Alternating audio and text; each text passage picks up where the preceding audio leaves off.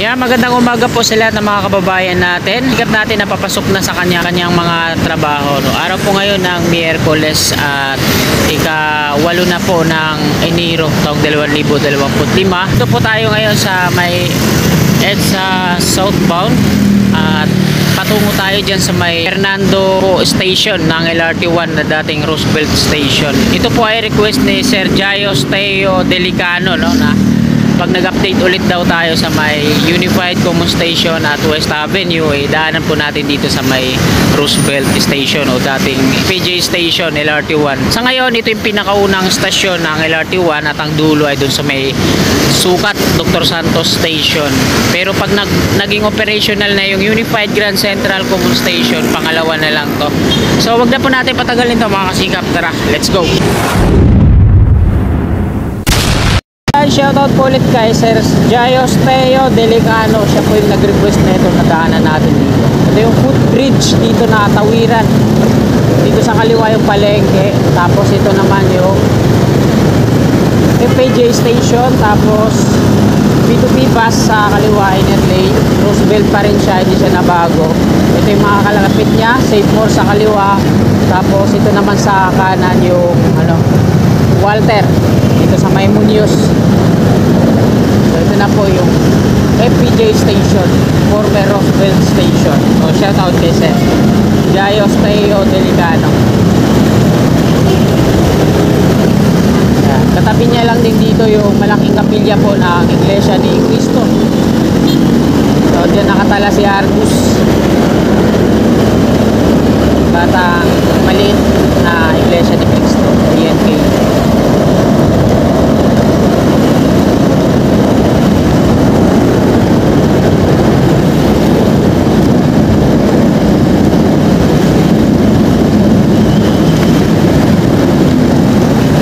Laki ng tarpaulin ni Erwin Tulfo.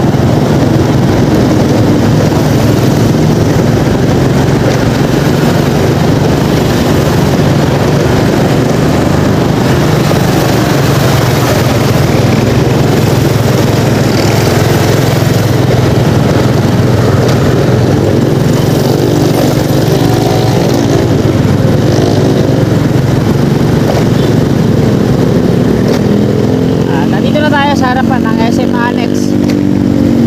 Ito yung mga portal Pierre Colom hanggang dito yung sa dulo.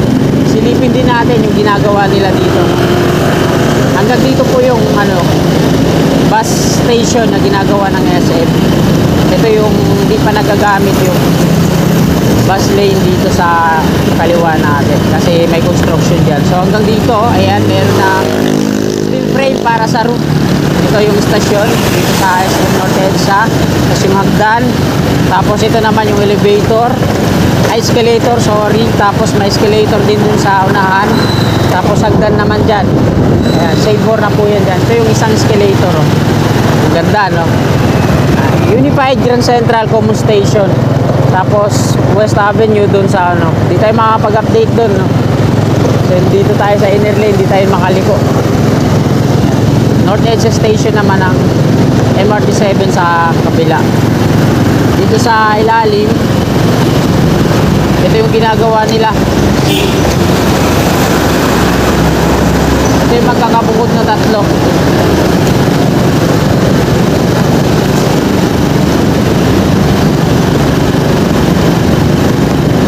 Pwede pala mag-U-turn dito.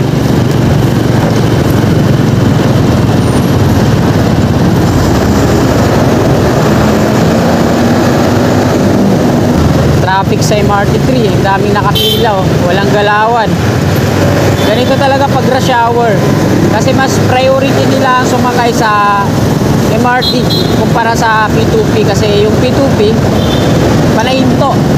Excuse me po, matagal huminto, no, sa estasyon niya. Tapos ayun, malilate ka din naman.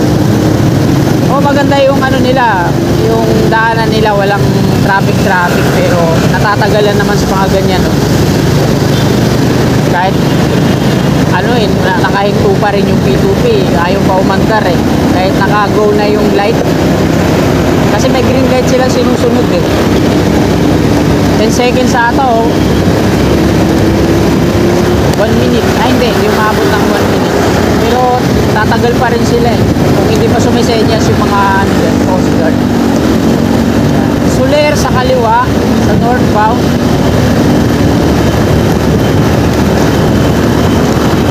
At ito naman yung PhilAm QC P2P bus station. So mga elevator lang yan, gitna, tapos dito sa kanan, kaliwa, yan naman yung PhilAm QC station. Maiksi lang. Kasi konti lang naman yung sumasakay dito. So ayan naman yung Avinda Towers sa kabila, northbound.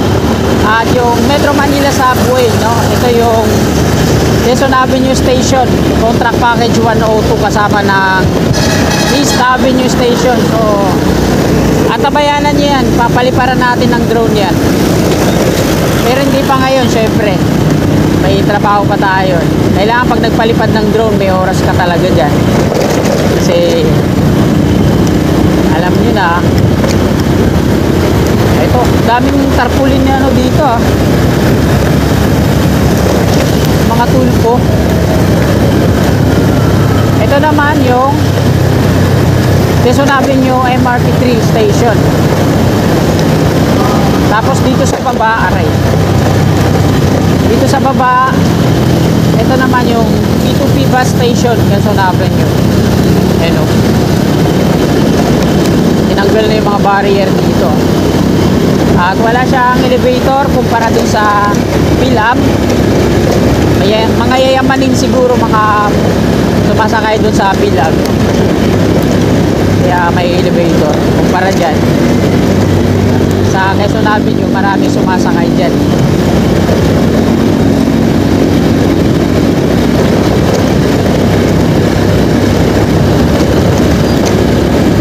At sa southbound tayo mga kababayan, mga kasikap, shout out sa mga OFW na nanonood ng aking mga vlogs. Ito yung malaking footbridge, ay mataas na footbridge dito sa Quezon Avenue. Malulula ka yan pag maalog yan sa taas.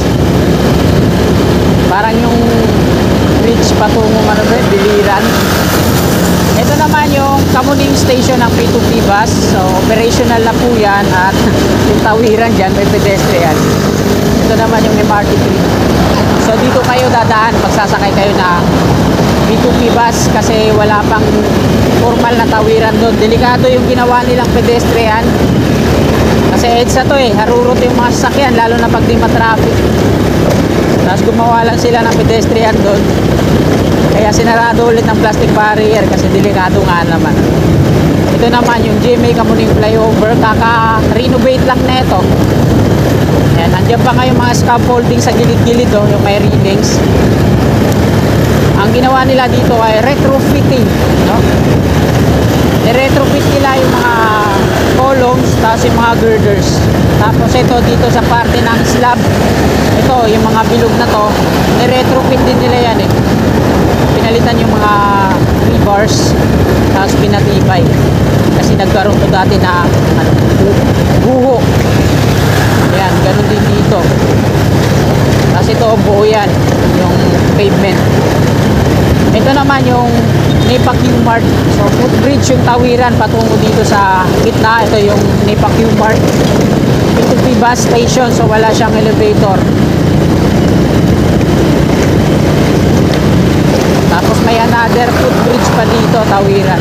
Pero hindi ganun, hindi patungo dun sa bus station ah.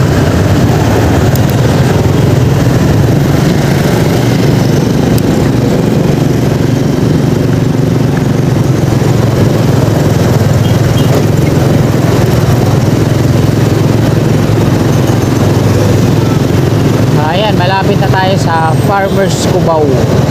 Yan na yan sa unahan. Ito yung mga bus. Sabi nila tatanggalin dito sa EDSA yung mga bus terminal, DLTV company. Tapos mayroon din dito Dagupan bus company, Dao, Manawag, mga biyahe. Mga provincial din naman yun na bakit yung mga sabi nila tatanggalin ito. Ito, ganun din dito. Nagdudulot sila ng traffic dito pag lumiligo. sabay-sabay naglalabasan yan sila dito sa EDSA, eh talagang nagka-traffic. Ganun din sa kabila, ang daming mga bus station doon, mga terminal, sorry. Super lines naman to.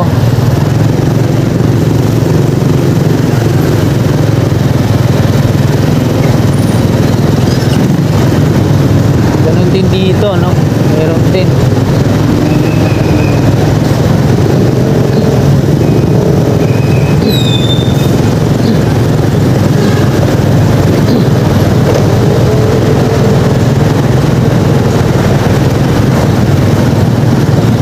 Ito yung part na laging matraffic dito sa EDSA.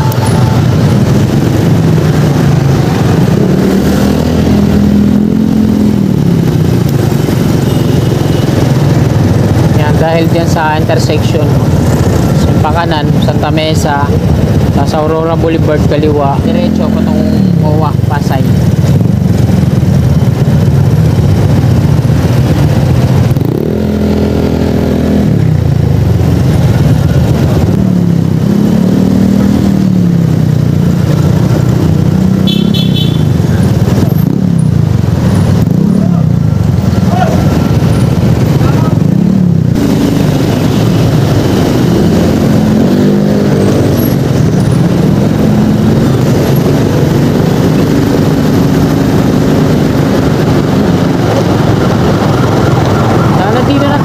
Patungong Marikina itong tinatahak natin, Aurora Boulevard.